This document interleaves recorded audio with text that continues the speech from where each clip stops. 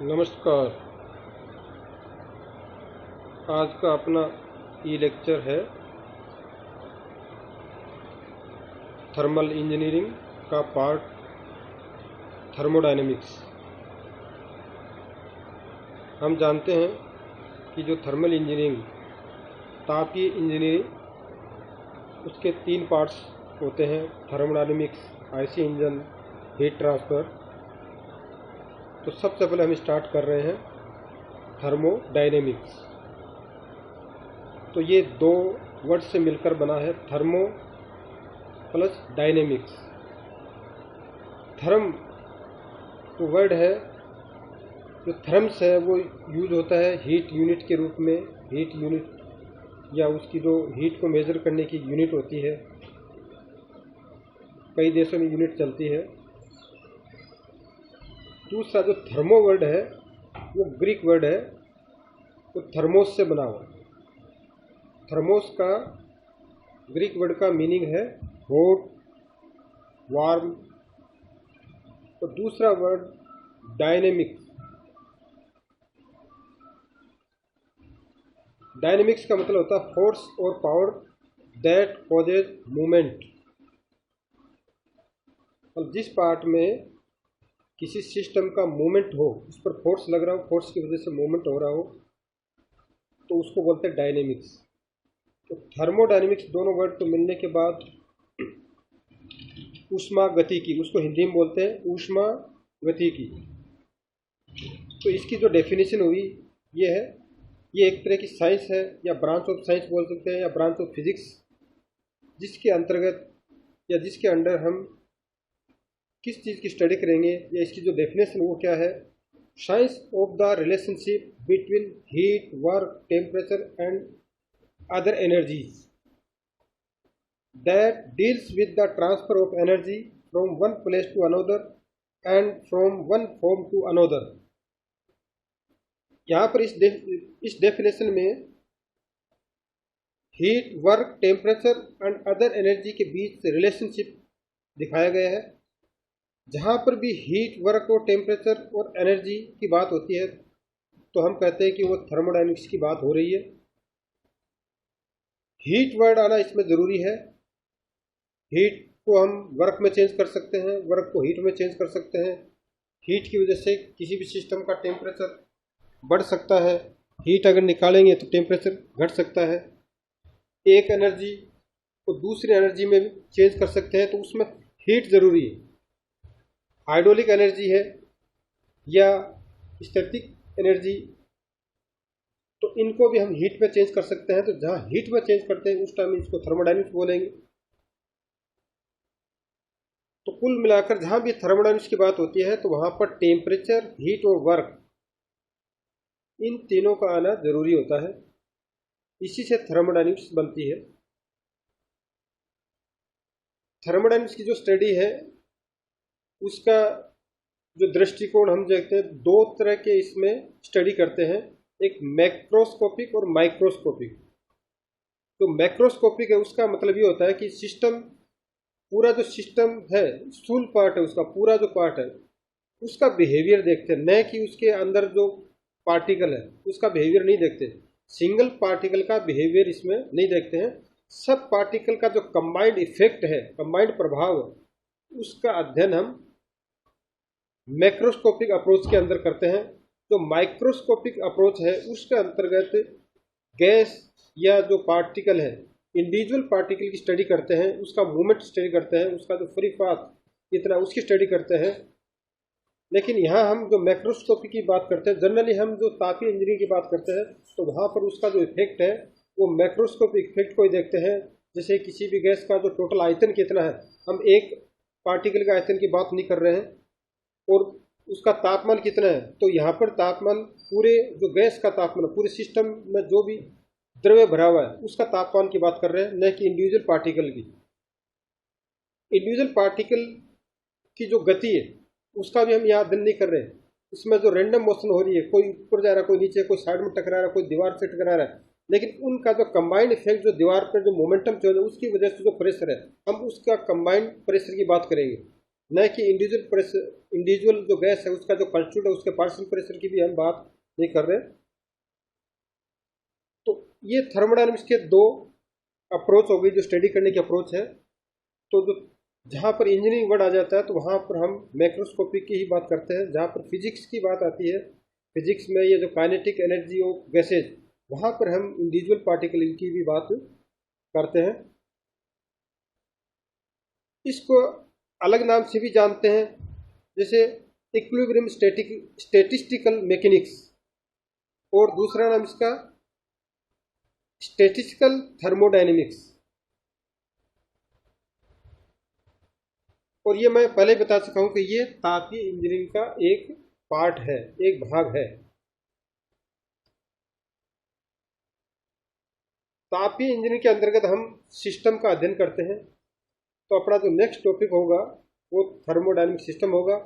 लेकिन अभी हम जो पॉलिटेक्निक का सिलेबस है उसके अकॉर्डिंग इंट्रोडक्शन ऑफ थर्मोडायनेमिक्स, इसके अंतर्गत हम पूरा डिटेल से हमने देखा कि आखिर थर्मोडायनेमिक्स या ऊष्मागतिकी क्या है, उसका हमने अध्ययन किया। अब जो नेक्स्ट टॉपिक इसका है वो है थर्मोडायनेमिक प्रॉपर्टीज, ऊष्मागतिक गुणधर्म। तो ये क्या होता है? ये किसी थर्मोडायनेमिक सिस्टम की प्रॉपर्टीज होती है। ये हम अच्छी तरह से जानते हैं कि हर एक की कोई न कोई खास बात होती है, उसकी करेक्टरिस्टिक होती है, उसकी फीचर्स होती है, और उसी से उसकी पहचान होती है। अगर हम किसी स्टूडेंट की बात करें तो अगर एक उसका नाम होगा, उसकी एक हाइट होगी, उसका वेट होगा, तो ये क्या है? उसकी करेक्टरिस्टिक्स है, ये एक तरह से उसकी प्रॉपर्टीज है। लेकिन हम जहाँ थर्मोडायनेमिक सिस्टम की बात करें तो उसकी भी कुछ प्रॉपर्टीज होती है जिसको हम डायरेक्ट या इनडायरेक्ट माप सकते हैं, सेंस कर सकते हैं। अपने जितनी भी जो ज्ञानेंद्रिय है उनसे हम सेंस कर सकते हैं। जैसे अपनी जो स्किन है, इससे हम टेम्परेचर सेंस कर सकते हैं, इससे प्रेशर सेंस कर सकते हैं। आंख से हम देख सकते हैं कि उसका वॉल्यूम कितना है, कम है या ज़्यादा है। तो इस तरह से इसकी जो डेफिनेशन है ऊष्मागतिक गुणधर्म, उसका जो परिभाषा है वो इस तरह से होगी: किसी ऊष्मागतिक तंत्र के प्रत्यक्ष या परोक्ष रूप से मापे जा सकने वाले लक्षण या अवयव जो सिस्टम को पूर्ण रूपेण परिभाषित करते हो, ऊष्मागतिक गुणधर्म कहलाते हैं। डायरेक्टली और इनडायरेक्टली मेजरेबल कैरेक्टरिस्टिक्स और elements of the thermodynamic system which completely define the system is called thermodynamic properties of the system। उदाहरण के लिए हम दे सकते हैं जैसे mass, pressure, temperature, volume, density, viscosity, energy, colour, आंतरिक ऊर्जा, गतिज ऊर्जा। इस तरह से और भी काफ़ी सारी प्रॉपर्टीज होती है, जैसे सयांता। तो ये एक सिस्टम की को पूरी तरह से परिभाषित करते हैं। तो थर्मोडायनेमिक प्रॉपर्टीज है उसके कुछ सैलिएंट फीचर्स होते हैं कि उनकी जो खास विशेषताएं होती है, तो वो क्या है उनका भी हम स्टडी करते हैं। सिस्टम की जो प्रकृति होती है वो मैक्रोस्कोपिक प्रकृति को दर्शाते हैं। यहाँ पर जो जितनी भी प्रॉपर्टीज है ये एक तरह से सिस्टम की मैक्रोस्कोपिक जो नेचर है उसको दर्शाते हैं। चाहे हम प्रेशर की बात करें तो पूरे सिस्टम का प्रेशर बताएं, चाहे वॉल्यूम की बात करें तो पूरे सिस्टम का वॉल्यूम है। तो इस तरह से जो थर्मोडायनेमिक प्रॉपर्टीज है वो मैक्रोस्कोपिक प्रकृति को दर्शाते हैं। दूसरा, जितनी भी थर्मोडायनेमिक प्रॉपर्टीज है उसका जो डिफरेंशियल है वो एग्जैक्ट होगा, मतलब उसका जो डिफरेंशियल बिल्कुल एग्जैक्ट होगा। तो ये इसकी एक खास बात होती है, ये कि इसकी विशेषता भी होती है। जो थर्मोडायनेमिक प्रॉपर्टीज नहीं है उनका एग्जैक्ट डिफरेंशियल नहीं होगा, लेकिन जितनी भी थर्मोडायनेमिक प्रॉपर्टीज है उसका एग्जैक्ट डिफरेंशियल होगा। तीसरी, इनको आरेखों की सहायता से जब भी दर्शाएंगे, आरेख 2 डायमेंशन हो सकते हैं, 3 डायमेंशन हो सकते हैं। तो जब भी हम आरेख की बात करते हैं तो जनरली हम अगर किसी बुक की बात करें तो बुक के अंदर ज़्यादातर डायग्राम होते हैं वो 2 डायमेंशन होते हैं। मान लीजिए पी और वी के अंदर डायग्राम है, पीवी डायग्राम। तो पीवी डायग्राम के अंतर्गत ये जो थर्मोडायनामिक प्रॉपर्टीज है, तो किसी दो प्रॉपर्टीज पी और वी का एक बिंदु प्राप्त होगा उस डायग्राम के अंतर्गत, उस इसलिए हम इसको पॉइंट फंक्शन या बिंदु फलन भी कहते हैं। और उसकी जो वैल्यू है वो एक यूनिक वैल्यू होगी, मतलब वो अद्वितीय वैल्यू होगी। अगर बाकी प्रॉपर्टीज सेम है तो वो हर टाइम वही वैल्यू प्राप्त होगी। अगर किसी सिस्टम का 15 डिग्री सेल्सियस पे आयतन 10 मीटर क्यूब है और हम सिस्टम की किसी प्रॉपर्टी को चेंज करते हैं और बाद में वापस हम बाकी प्रॉपर्टीज को पहले तरह ही उसी प्रॉपर्टीज पर लेके आ जाते हैं और टेम्परेचर भी वापस उतना ही कर देते हैं, तो वो जो आयतन है वो उतना ही प्राप्त होगा, हर बार उतना ही प्राप्त होगा। इसलिए ये अद्वितीय या इसको क्या बोलेंगे, डेफिनिट यूनिक प्रॉपर्टीज, मतलब हमेशा डेफिनिट यूनिक प्रॉपर्टीज को ही दर्शाते हैं। ये इनकी सैलिएंट फीचर्स हो गए। अब इनका क्लासिफिकेशन कैसे करेंगे। जब भी हम क्लासिफिकेशन करते हैं तो जनरली थर्मोडायनामिक प्रॉपर्टीज का जो क्लासिफिकेशन है ये 2 प्रकार की होती है, इंटेंसिव प्रॉपर्टी और एक्सटेंसिव प्रॉपर्टीज।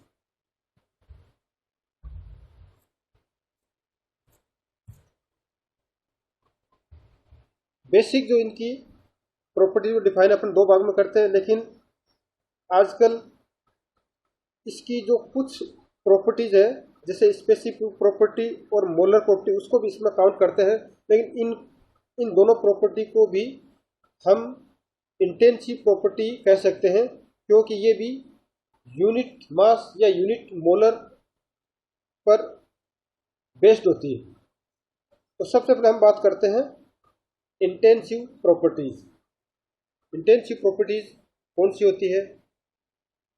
मात्रा निरपेक्ष गुणधर्म, हिंदी के नाम से पता चल रहा है कि मात्रा निरपेक्ष गुणधर्म, इसमें ये ऐसी प्रॉपर्टीज होती है जिस पर मात्रा का या द्रव्यमान का कोई प्रभाव नहीं पड़ता, जैसे दाब, तापमान, घनत्व, वेग, वेलोसिटी, ऊंचाई, रंग आदि। इनको जनरली अंग्रेजी के स्मॉल लेटर से दर्शाते हैं। और दूसरी जो प्रॉपर्टी है वो है मात्रा सापेक्ष गुणधर्म। मात्रा सापेक्ष गुणधर्म ऐसी थर्मोडायनामिक प्रॉपर्टी जिसका मान मात्रा पर निर्भर करता है। मात्रा चेंज करने पर उसकी वैल्यू अगर चेंज होती है तो वो मात्रा सापेक्ष गुणधर्म कहलाते हैं।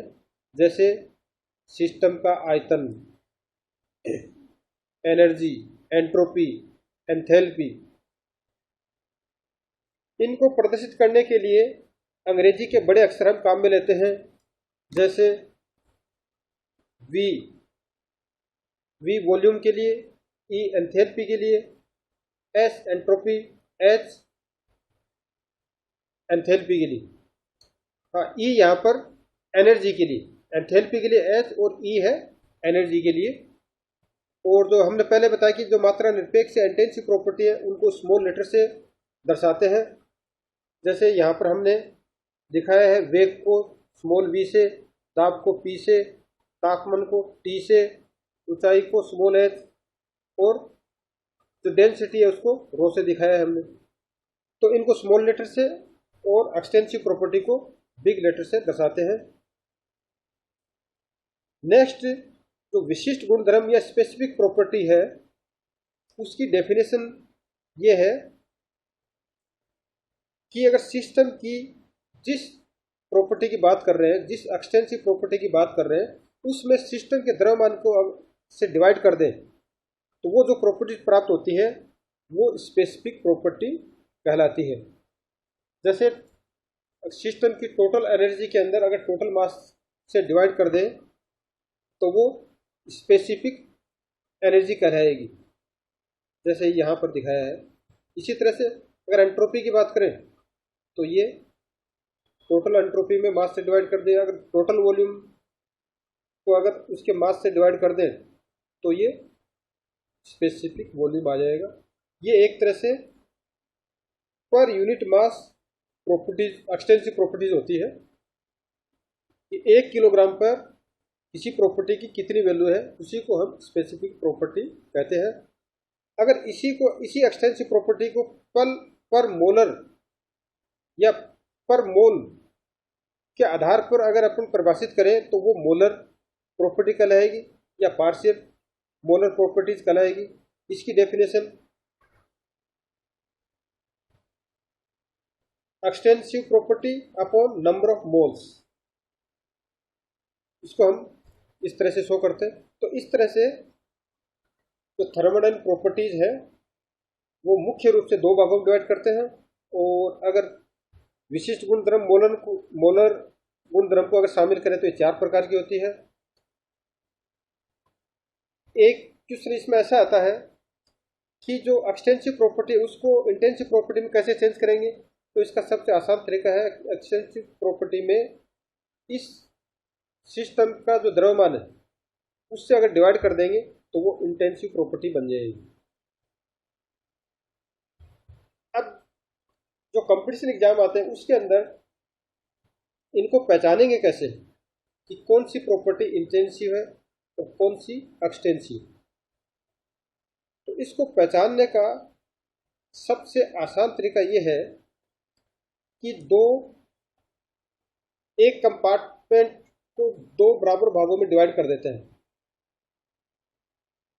अगर कोई भी प्रॉपर्टी को चेक करना है तो बराबर क्वांटिटी लेके और उसके बीच में एक पार्टीशन कर देते हैं। तो पहले दोनों की प्रॉपर्टी जो है सेम रखते हैं, फिर वो पार्टीशन हटाने के बाद देखते हैं कि प्रॉपर्टी में क्या चेंज हुआ। अगर प्रॉपर्टीज वही रहती है, मतलब पार्टीशन हटाने के बाद में उसका जो द्रव्यमान वो डबल होगा, क्योंकि हमने जो पार्टीशन किया है वो बराबर वॉल्यूम का किया है, तो बराबर वॉल्यूम किया है तो इसका जो द्रव्यमान है वो भी बराबर रहेगा। अगर पार्टीशन हटाते हैं तो दोनों द्रव्यमान क्या होंगे, मिल जाएंगे, तो मिलने से द्रव्यमान क्या हो जाएगा, डबल हो जाएगा। तो अब द्रव्यमान या वॉल्यूम जब डबल होगा तो उस टाइम कौन सी प्रॉपर्टी बढ़ रही है। अगर कोई प्रॉपर्टी बढ़ रही है तो इसका मतलब वो मात्रा सापेक्ष गुणधर्म है या एक्सटेंसिव प्रॉपर्टी है। अगर उसके थर्मोडायनामिक गुणधर्म में कोई फर्क नहीं पड़ रहा तो वो प्रॉपर्टी इंटेंसिव प्रॉपर्टी है। तो यहाँ हमने एक एग्जाम्पल के थ्रू समझते हैं इसको।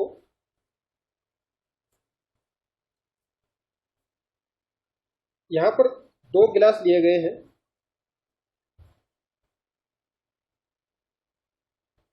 एक नंबर गिलास और ये दूसरा गिलास। उसके अंदर बराबर क्वांटिटी के अंदर हमने एक सॉल्यूशन लिया है जिसका कलर लाल है।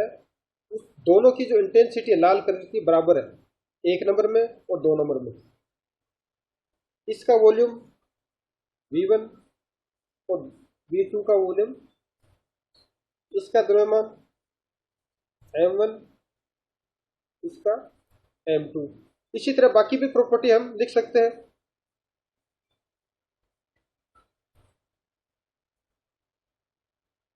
अगर इसका टेम्परेचर T1, इसका T2, इसी तरह से H1,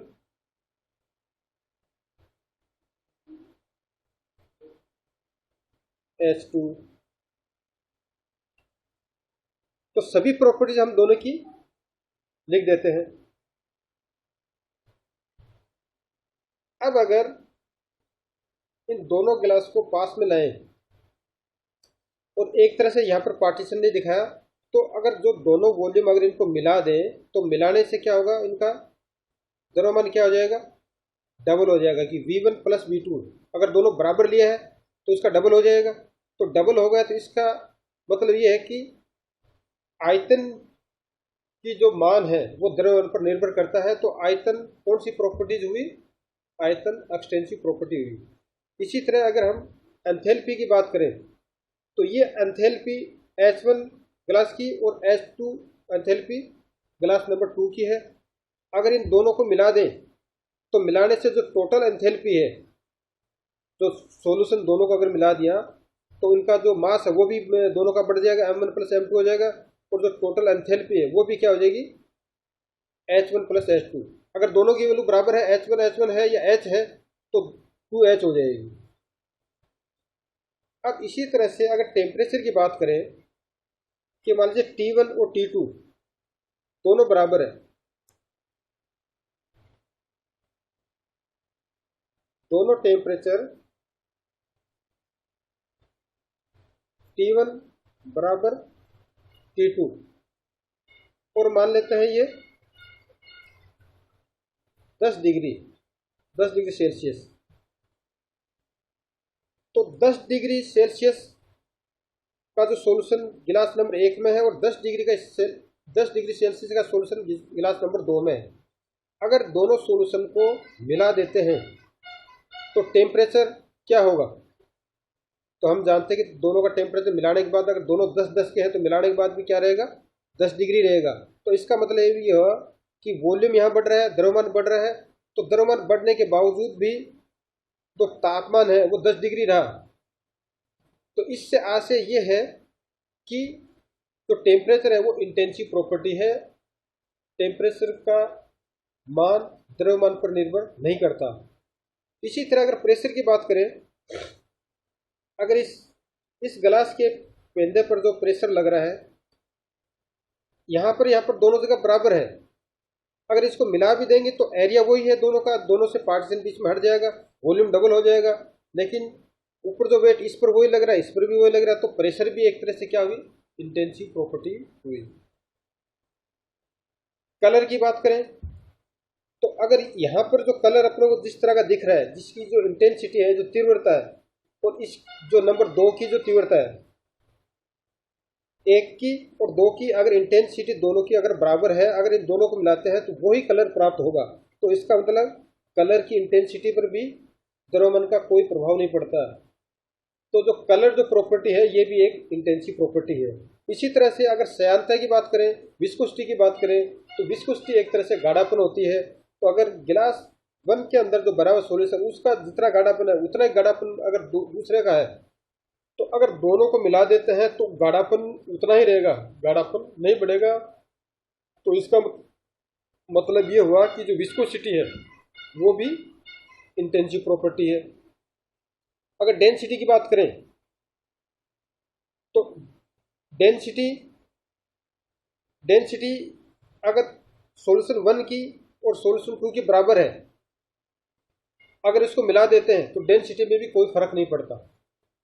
जैसे अगर स्किंजी के 2 गिलास है, उसमें अगर चीनी की डेंसिटी की बात करें तो पहले जो आधे आधे गिलास है उसमें जितना मीठापन है, मतलब चीनी की जो डेंसिटी है, अगर उन गिलास को एक गिलास के अंदर डाल लें तो फिर मीठापन में कोई चेंज होगा, नहीं होगा, क्योंकि जो चीनी की डेंसिटी है उतनी है। तो इसी तरह किसी बाकी जो डेंसिटी है उसको भी हम निकाल सकते हैं।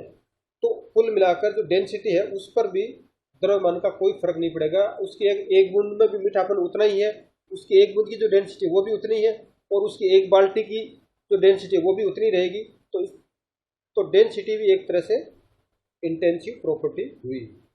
तो इस तरह से बाकी प्रॉपर्टी भी अगर आप लोगों को देखना हो कि इंटेंसिव है अगर एक्सटेंसिव, तो सबसे अच्छा तरीका यही है कि दोनों की बराबर मात्रा को पास पास में लेके रखें और दोनों की देखें कि अभी दोनों की बराबर प्रॉपर्टीज है, उनको मिलाने से उस प्रॉपर्टी में अगर कोई फर्क नहीं पड़ रहा है तो वो प्रॉपर्टी इंटेंसिव होगी। अगर दोनों को मिलाने से वह प्रॉपर्टी बढ़ रही है तो वो एक्सटेंसिव प्रॉपर्टी होगी।